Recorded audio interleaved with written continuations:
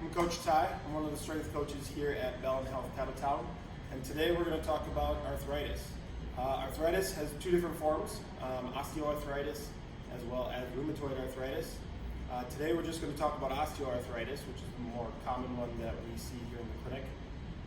As far as osteoarthritis goes, we see it a lot in the lower extremities. What it is, if we take, for example, the knee joint. The knee joint has your meniscus that's in between the two bones. And when that meniscus wears out, either just through the aging process or because of injury where some of the meniscus is moved or removed, what's left is the little bit of lining that's on the end of the bone called the hyaline cartilage. When that wears out because the bones rub together, you have exposed bone, and that's generally when a physician or doctor will diagnose you with arthritis. In the beginning stages, it turns into a little bit of aches and pains. As it progresses on, it can become really painful and can be kind of a pain to deal with in everyday life.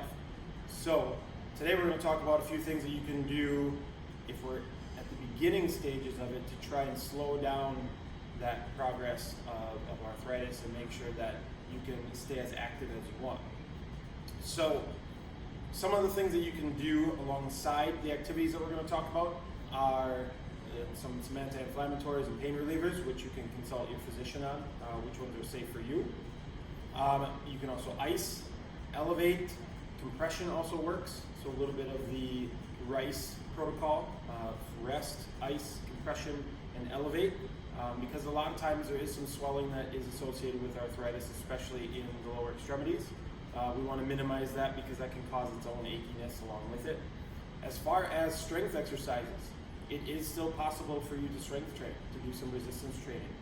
The biggest thing that you want to focus on is not to use bad technique when you are exercising, mainly because we don't want to put pressure on those spots where that exposed bone is rubbing against the other bone.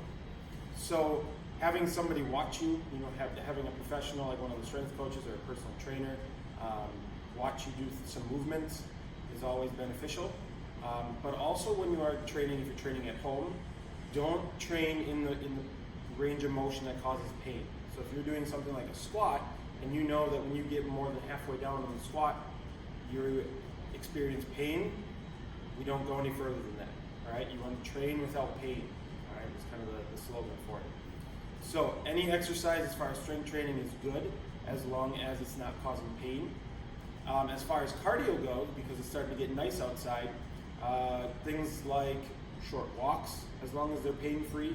If you want to get up and get off of the ground, you can do things like biking. Here we have a stationary bike, which you can do indoors, but outdoors is also encouraged as well.